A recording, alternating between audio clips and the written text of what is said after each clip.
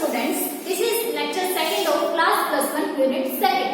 तो first lecture में हमने बेसिक्स पढ़े थे थोड़े कि इलेक्ट्रॉन में चार्ज कितना होता है, मास कितना होता है, इलेक्ट्रॉन, प्रोटॉन्स, न्यूट्रॉन्स होते क्या हैं, इनकी डिस्कवरी कैसे हुई, आइसोटोप्स, आइसोबार्स एंड आइसोटोन्स, इन सब के बारे में पढ़ा था. तो अब हम पढ़ेंगे कि जो बोहर है, बोहर ने क्या बताया था कि एटम है, एटम के अंदर क्या है, न्यूक्लियस है और सर्टेन ऑर्बिट्स के अंदर क्या है, इलेक्ट्रॉन्स राउंड कर रहे हैं. लेकिन उससे पहले हमें बोहर थ्योरी पढ़ने से पहले जो क्या दो चीजें के ऊपर डिपेंड करती है बोहर थ्योरी, उनके बारे में पता होना चाहिए. क्या? एक तो कि dual nature of electromagnetic radiations, की जो रेडिएशंस एमिट होती है आपकी, ठीक, उनका नेचर क्या होता है, पार्टिकल और वेव दोनों नेचर की होती है. उस बारे में हमें क्या है पहले डिस्कस करना है, उसके बारे में पता होना चाहिए. दूसरा क्या कि जो वेरियस एटॉमिक स्पेक्ट्रा निकलते हैं उनके रिजल्ट्स के बारे में पता होना चाहिए कि वो वेरियस एटॉमिक स्पेक्ट्रा कैसे आ रहे हैं, कि लाइन स्पेक्ट्रा क्यों आ रहा है, एमिशन स्पेक्ट्रा क्यों आ रहा है, कंटीन्यूअस स्पेक्ट्रा क्यों आ रहा है किसी भी एलिमेंट का. तो सबसे पहले हम क्या पढ़ेंगे, उसी dual nature of electromagnetic radiations में से wave nature of electromagnetic radiations के बारे में पढ़ेंगे कि इलेक्ट्रोमैग्नेटिक रेडिएशंस वेव नेचर कैसे शो करती है. तो वेव क्या होती है, वेव क्या होती है, एक डिस्टर्बेंस होती है. वेव क्या है, एक डिस्टर्बेंस होती है जो क्या है, एक पर्टिकुलर डिस्टेंस पे किसी दूसरा ऑब्जेक्ट रखा है तो उसको क्या करेगी, डिस्टर्ब करेगी. जैसे कि आपने क्या किया, एक पत्थर फेंका पानी के अंदर, तो अगर कुछ डिस्टेंस पे बोट है तो क्या होगी, जो क्या बनेंगे, रिंकल्स बनेंगे उसके अंदर, और वो क्या होंगे, जैसे गोल गोल ऐसे, जैसे ही पत्थर फेंकोगे गोल गोल टाइप्स के रिंकल्स से बनेंगे, और वो क्या होंगे, उस जो वहां पे नाव है उसको क्या करेंगे, हल्का सा डिस्टर्ब करेंगे. अगर वो नाव इतने डिस्टेंस पे है कि जहां तक वो जो वेव्स बन रही है, जो वो रिंकल्स बने हैं वहां तक पहुंच सके. तो क्या है कि जो वेव होती है वो क्या करती है, डिस्टर्बेंस है वो बेसिकली, जो क्या करती है एक पर्टिकुलर डिस्टेंस में रखे हुए ऑब्जेक्ट को क्या करती है, कुछ मूवमेंट उसके अंदर करती है या उसे डिस्टर्ब करती है. ठीक, तो अब क्या आता है इलेक्ट्रोमैग्नेटिक रेडिएशंस. तो इनके वेव नेचर के बारे में पढ़ेंगे. तो इनके वेव नेचर के बारे में किसने बताया था, जेम्स क्लर्क मैक्सवेल ने. ठीक, और क्या था वो 1870 में डिस्कवर की थी क्या, इलेक्ट्रोमैग्नेटिक थ्योरी. इससे उसने क्या बताया था, wave nature of electromagnetic radiations के बारे में बताया था. तो क्या था इस थ्योरी के अकॉर्डिंग कि X rays, alpha rays, light rays या फिर हीट, जब ये क्या करेंगी, एमिट करेंगे एनर्जी को इन द फॉर्म ऑफ रेडिएशंस, कि जब ये एनर्जी एमिट करेंगी तो वो किस फॉर्म में करेंगी, या तो रेडिएशंस की फॉर्म में या फिर वेव्स की फॉर्म में. कि जो आपकी हीट है, लाइट रेज है, एक्स रेज है, गामा रेज है, जब ये क्या करेंगी, वेन एमिट एनर्जी, और किस फॉर्म में करेंगी, इन the form of radiations and waves. ठीक, और इस जो ये एनर्जी एमिट हो रही है रेडिएशंस और वेव की फॉर्म में, इस एनर्जी को हम क्या बोलते हैं, रेडियो एनर्जी. और जो ये रेडिएशंस निकल रही है उन रेडिएशंस को क्या बोलेंगे, जो ये रेडिएशंस और वेव निकल रही है, इलेक्ट्रोमैग्नेटिक रेडिएशंस. ठीक, और इनके थ्रू जो एनर्जी निकल रही है उसे क्या बोलेंगे, रेडिएंट एनर्जी बोलेंगे. कि अकॉर्डिंग टू क्लर्क मैक्सवेल या according to electromagnetic theory, light rays, gamma rays, heat rays emit energy in the form of radiations और वेव्स. की वेव्स की फॉर्म में एनर्जी एमिट करेंगी. वैसे तो एनर्जी हमें लगता है कैसे पार्टिकल की फॉर्म में हो रही है रिलीज, लेकिन ये कैसे वेव की फॉर्म में करती है एनर्जी की रिलीज. अब इनकी कैरेक्टरिस्टिक्स क्या होती है, जो इलेक्ट्रोमैग्नेटिक रेडिएशंस हैं वो इनकी कैरेक्टरिस्टिक्स क्या होंगी, क्या है, दे emit energy continuously in the form of wave. जो एनर्जी एमिट होती है वो क्या होती है, कंटिन्यूअसली एमिट होती है. ये इनकी सबसे बड़ी क्या है, कैरेक्टरिस्टिक है. और क्या है, पार्टिकल जो नेचर होता है इलेक्ट्रोमैग्नेटिक वेव्स का, उससे क्या है ये डिफरेंट है इस वे में. क्यों? क्योंकि पार्टिकल नेचर में एनर्जी जब एमिट होती है वो डिसकंटिन्यूअसली होती है, लेकिन वेव नेचर में क्या होगी, एनर्जी कंटिन्यूअस फॉर्म में रिलीज होगी. इसकी फॉर्म में, वेव्स या रेडिएशन की फॉर्म में. और वेव्स कैसे बनती है, जैसे यहाँ दिखाया हुआ है ऐसे, इस टाइप से, ये आपकी क्या है, वेव. तो these are associated with, second point क्या है, these are associated with magnetic or electric field which are perpendicular to each other and also perpendicular to the direction of propagation. कि जो ये वेव्स निकल रही है या फिर जो इलेक्ट्रोमैग्नेटिक रेडिएशंस निकल रही हैं, इनके पास क्या होते हैं, दोनों तरह के फील्ड होते हैं. इलेक्ट्रिक फील्ड भी होता है और मैग्नेटिक फील्ड भी होता है.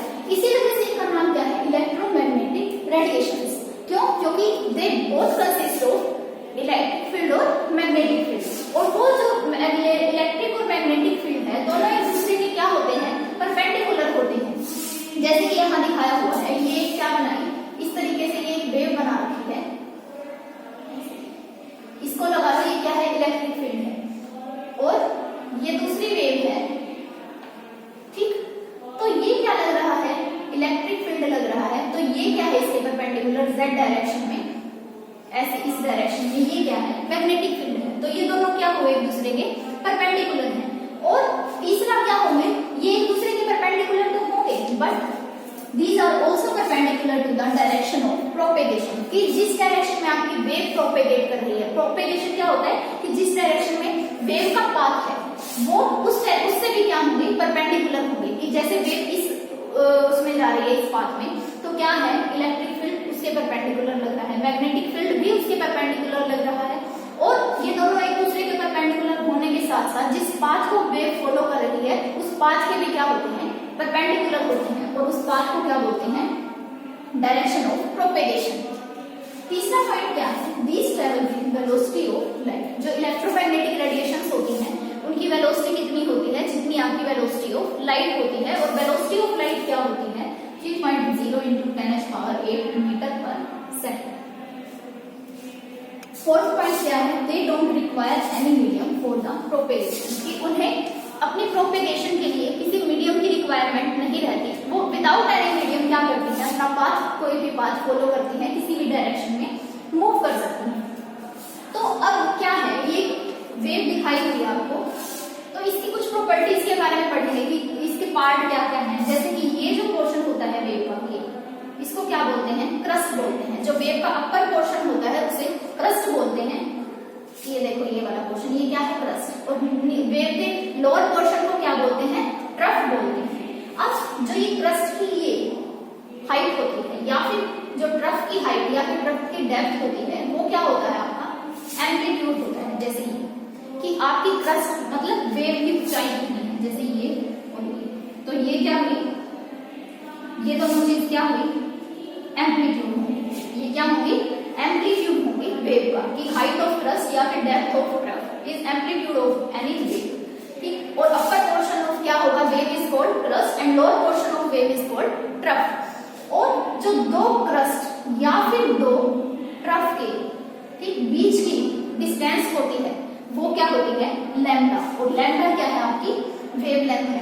तो लैम्डा क्या होती है, the distance between the distance between two consecutive trust या फिर टू कंसेक्यूटिव ट्रस्ट। कि कंसेक्यूटिव मतलब जो दो लगातार क्रस्ट आ रहे हैं, जैसे ये एक क्रस्ट, इसके बाद फिर ये एक क्रस्ट, तो इनके बीच की डिस्टेंस क्या होगी, लैम्डा होगी, जिसे हम वेवलेंथ बोलते हैं। तो ये क्या बनेगी, वेवलेंथ ऑफ अ वेव। अब क्या आता है, फ्रीक्वेंसी। फ्रीक्वेंसी क्या होती है, it is the number of waves pass through a particular point पर सेकेंड। तो फ्रीक्वेंसी क्या होती है कि नंबर ऑफ वेव्स एक पर्टिकुलर पॉइंट से कितने नंबर ऑफ वेव्स पास कर रही है एक सेकंड में, उसे क्या बोलेंगे हम, फ्रीक्वेंसी बोलेंगे। जैसे कि एक आपको क्या दे दिया, एक सेकंड दे दिया, उसके अंदर से कितनी वेव भी पास कर सकती हैं या फिर कितनी वेव भी पास कर सकती हैं। तो यहाँ नंबर ऑफ वेव्स क्या है, ज्यादा आ रही है, या नंबर ऑफ वेव्स क्या है, कम आ रही है। मतलब क्या है कि फ्रीक्वेंसी अगर हमने बढ़ा दी, कि अगर यहाँ पे क्या है, यहाँ पे लगा लो, इस वेव की फ्रीक्वेंसी कितनी है, 2 हर्ट्ज है। फ्रीक्वेंसी की SI यूनिट हर्ट्ज होती है। तो क्या होगी, आपकी नंबर ऑफ वेव्स उस पर्टिकुलर पॉइंट से क्या होंगी, कम पास होंगी। अब क्या है, आपने जैसे ही क्या की, फ्रीक्वेंसी इंक्रीज कर दी, लगा लो इसको 8 हर्ट्ज की फ्रीक्वेंसी से वेव डाली, तो वेव्स क्या होंगी, जल्दी जल्दी क्या होंगी, निकलना शुरू होंगी, जल्दी जल्दी निकलेंगी और क्या होंगी, पास पास आना शुरू हो जाएंगी। इस वजह से क्या हो रहा है, यहाँ पे ये वेवलेंथ देखो, ये वेवलेंथ ज्यादा है बजाएगी ये वेवलेंथ की। क्यों, क्योंकि आपने क्या किया, फ्रीक्वेंसी बढ़ा दी, और फ्रीक्वेंसी बढ़ाई तो क्या हुआ, number of waves passing through a particular point क्या हो रही है, इंक्रीज हो रही है। क्यों, क्योंकि क्या किया आपने, फ्रीक्वेंसी बढ़ा दी, और फ्रीक्वेंसी क्या होती है, number of wave passing through a particular point पर सेकंड। तो जैसे ही आप अगर वेव की फ्रीक्वेंसी बढ़ाते हो तो क्या होगी, वेवलेंथ डिक्रीज होना शुरू हो जाती है। क्यों, क्योंकि नंबर ऑफ वेव्स पासिंग क्या हो जाता है, इंक्रीज हो जाता है। कि एक सेकंड में अब क्या है, 5 वेव निकल रही है, लेकिन अगर फ्रीक्वेंसी कम है तो क्या पता 2 ही वेव निकलेंगे। अगर 2 वेव निकलेंगे तो उनके बीच की लैम्डा क्या होगी, कम होगी। तो इस वजह से जो फ्रीक्वेंसी और वेवलेंथ है वो क्या है, एक दूसरे के इनवर्सली प्रोपोर्शनल है। फ्रीक्वेंसी और वेवलेंथ एक दूसरे के क्या है, इनवर्सली प्रोपोर्शनल है। और इनवर्सली प्रोपोर्शनल का साइन अगर हटाते हैं तो ये क्या बनती है, आपकी जो इलेक्ट्रोमैग्नेटिक रेडिएशन का फॉर्मूला है फ्रीक्वेंसियां निकालने का, तो क्या है, frequency is equal to C upon lambda. ये म्यू से डिनोट करते हैं, इसको म्यू बोलते हैं। तो म्यू क्या है, सी अपॉन लैम्डा है, velocity upon height upon wavelength. क्यों, क्योंकि फ्रीक्वेंसी और वेवलेंथ एक दूसरे के क्या है, अपोजिट है। फिर आता है एक वेव नंबर। वेव नंबर क्या होता है कि जो नंबर ऑफ वेव्स हैं पर passing through a particular point पर सेकंड इन, क्या करेंगे उसमें डिस्टेंस को भी क्या करते हैं, पर्टिकुलरली फिक्स कर देते हैं कि इन 1 सेंटीमीटर की, 1 सेंटीमीटर की डिस्टेंस के अंदर कितनी नंबर ऑफ वेव्स निकल रही हैं। अगर फ्रीक्वेंसी ज्यादा होगी तो ज्यादा नंबर ऑफ वेव्स निकलेंगी, फ्रीक्वेंसी कम होगी तो ये भी 1 सेंटीमीटर की डिस्टेंस है, फ्रीक्वेंसी कम है तो 2 ही वेव निकल पा रही है। तो फ्रीक्वेंसी और क्या है जो वेव नंबर है वो दोनों क्या है, लैम्डा के इनवर्सली प्रोपोर्शनल है। और ये क्या है, यहाँ से हमारे पास जो इक्वेशन आती है इसके ऊपर न्यूमेरिकल्स भी आते हैं, क्या कि जो फ्रीक्वेंसी है वो सी अपॉन लैम्डा के क्या है, इक्वल है। Frequency is equal to C upon lambda. तो ये क्या कि आपकी इलेक्ट्रोमैग्नेटिक फील्ड की जो जेम्स क्लर्क मैक्सवेल ने दी थी 1870 में, इसके अकॉर्डिंग क्या है, इलेक्ट्रोमैग्नेटिक रेडिएशन क्या है, वेव नेचर की है और क्या है, वो कंटिन्यूअसली निकलती है इन the form of waves. Note it down.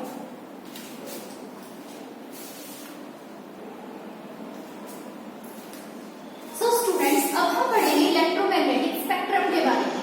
क्या होता है ये, it is the arrangement of different electromagnetic radiations in increasing order of wavelength और डिक्रीजिंग ऑर्डर ऑफ फ्रीक्वेंसी।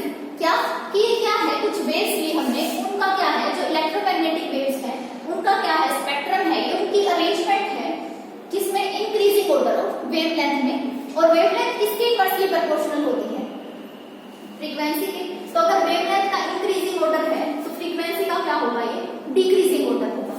तो हमने क्या लिया है, ये इंक्रीजिंग ऑर्डर ऑफ वेवलेंथ लिया है। इसका मतलब ये क्या है, सबसे कम वेवलेंथ है इसकी, मिनिमम लैम्डा कॉस्मिक का, और रेडियो वेव्स का क्या है, मैक्सिमम लैम्डा है। इसलिए रेडियो वेव्स की मिनिमम क्या होगी, फ्रीक्वेंसी होगी, और कॉस्मिक वेव्स की मैक्सिमम फ्रीक्वेंसी होगी। तो क्या है ये, cosmic rays, gamma rays, X rays, UV rays, visible rays, infrared rays, micro rays and radio waves. ठीक, तो जो हमारी विजिबल रेज होती हैं, ठीक, जो विजिबल रेज हैं उन्हीं को हम क्या कर सकते हैं, ह्यूमन आई से डिटेक्ट कर सकते हैं इस रेंज में और इस रेंज में। इसके लेफ्ट रेंज और राइट रेंज में क्या है, ह्यूमन आई से हम उसे डिटेक्ट नहीं कर सकते, जो स्पेक्ट्रा है उसे। ये सिर्फ क्या है, हम ह्यूमन आई से डिटेक्ट कर सकते हैं। और इस विजिबल रेंज में क्या होती है, हमें विब्ग्योर 7 कलर्स दिखाई देते हैं, जैसा हमें रेनबो में दिखाई देते हैं 7 कलर्स। वो किस वजह से, क्योंकि वो विजिबल रेंज के अंदर है। विजिबल का मतलब कि क्या है, जिसे हम डिटेक्ट कर सकते हैं। तो ये हमें 7 टाइप्स के कलर दिखाई देते हैं विजिबल रेंज के अंदर, जो क्या है, VIBGYOR, violet, indigo, blue, green, red, yellow, orange, red. तो अब इसमें भी क्या हो रहा है, ऐसे जा रहे हैं हम, और ये ऑर्डर क्या होता है आपका, इंक्रीजिंग ऑर्डर ऑफ वेवलेंथ है। इसका मतलब क्या है, जो वेवलेंथ है वो क्या होगी, वायलेट कलर की क्या होगी, सबसे कम होगी, और रेड कलर की वेवलेंथ सबसे ज्यादा होगी, क्योंकि हम इस तरफ जा रहे हैं। और कॉस्मिक से जब उस तरफ जाएंगे तो क्या हो रहा है, हमारा इंक्रीजिंग ऑर्डर ऑफ वेवलेंथ हो रहा है। तो इसलिए जो रेड कलर है इसकी क्या होगी, सबसे ज्यादा वेवलेंथ होती है 7600 एंगस्ट्रॉम, और जबकि विब्ग्योर की कम होती है वेवलेंथ 3800 एंगस्ट्रॉम। तो इसलिए विब्ग्योर जो वायलेट कलर है उसकी मैक्सिमम फ्रीक्वेंसी होगी और रेड कलर की क्या होगी, मिनिमम फ्रीक्वेंसी होगी, बिकॉज फ्रीक्वेंसी क्या है, लैम्डा के इनवर्सली प्रोपोर्शनल है। तो ये था आपका इलेक्ट्रोमैग्नेटिक स्पेक्ट्रम, जिसमें जो विजिबल रेंज है सिर्फ उसके अंदर, उसको ही हम क्या कर सकते हैं, ह्यूमन आई डिटेक्ट कर सकती है। इसके जो दोनों साइड है, अलोंग बोथ साइड्स, हम क्या है, ह्यूमन आई हमारी डिटेक्ट नहीं कर सकती।